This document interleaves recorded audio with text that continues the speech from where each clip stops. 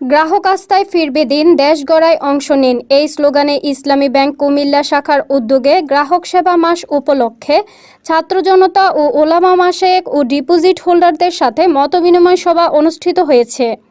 রবিবার বিকেলে নগরীর প্রাণকেন্দ্র লাকসাম রোডে অবস্থিত ইসলামী ব্যাংকের দ্বিতীয় তলায় এই মতবিনিময় সভা অনুষ্ঠিত হয়।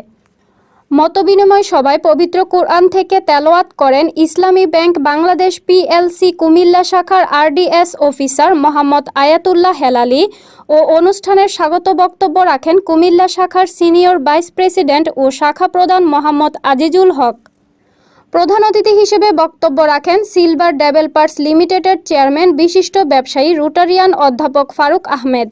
ইসলামী bank Bangladesh PLC Comilla zone এর senior vice president Mohammad Nasir উদ্দিনের সভাপতিত্বে বিশেষ অতিথি হিসেবে আরও বক্তব্য রাখেন বাংলাদেশ ফেডারেল সাংবাদিক ইউনিয়নের সাবেক সহকারী মহাসচিব সাংবাদিক শহীদুল্লাহ মিয়াজি, কুমিল্লা সরকারি মেডিকেল কলেজের নাক কান গলা বিশেষজ্ঞ সহকারী অধ্যাপক ডাক্তার জাহাঙ্গীর আলম মজুমদার, কুমিল্লা ভিক্টোরিয়া সরকারি কলেজের সাবেক বিভাগীয় প্রধান অধ্যাপক ডক্টর মনিরুজ্জামান।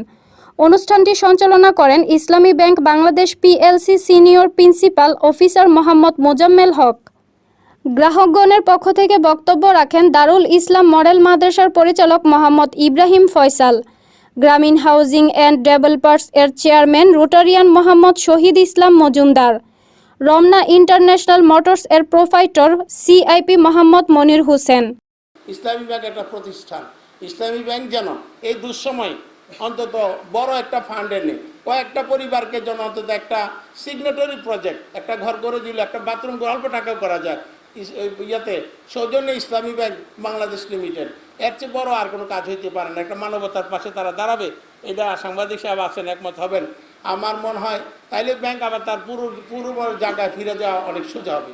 তো দেশে বিদেশে বহু জায়গায় যাই, এইভাবেই বললেন, বিভিন্ন দেশে গেলাম যে যখন কিন্তু ইসলামী ব্যাংকের কথা অথবা আপনাদের কথা কিন্তু আমাদেরকে জিজ্ঞেস করে, আবার যখন পত্র পত্রিকা অথবা টিভিতে যখন ব্যাড নিউজগুলো দেখে আবার আমাদেরকে প্রশ্ন করে, ভাই আমাদের কি হবে? আমরা বলি যে না, কিছু হবে না, অসুবিধা নেই। ইসলামী ব্যাংক আছে যেই জায়গায় আছে এই জায়গায় আজ থাকবে, একটু দুঃসময় হয়তো বা যাচ্ছে। কোনো ব্যাংক যদি দেউলিয়া হয় তাহলে তাদের প্রত্যেক গ্রাহককে আগে 1 লাখ টাকা দেওয়ার বিধান ছিল, এটা বর্তমান গভর্নর মহোদয় এসে এটা 2 লাখ টাকা করেছেন।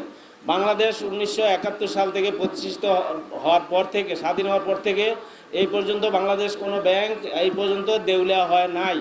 ইনশাল্লাহ বাংলাদেশে কোনো ব্যাংক দেউলিয়া হবে না বলে আমরা বিশ্বাস করি। এবং গভর্নর মহোদয় বলেছেন যে যদি বাংলাদেশে 61টা ব্যাংকের মধ্যে 59টা ব্যাংক ধ্বংস হয়ে যায় আর শুধু 2টা ব্যাংক থাকে, এর মধ্যে ইসলামী ব্যাংক একটা। সুতরাং ইসলামী ব্যাংক দেউলিয়া হবে আর আপনারা 2 লাখ টাকা নেবেন, এটা আপনাদের মাথায় রাখা প্রয়োজন নাই বলে আমি মনে করি। আপনারা দেখছেন মেঘনা টিভি, সত্যের সন্ধানে সবসময়। এছাড়া দেশ বিদেশের নিত্য নতুন খবর জানতে মেঘনা টিভির ফেসবুক পেজ facebook+meghna tv.vd তে লাইক দিয়ে আমাদের সাথেই থাকুন।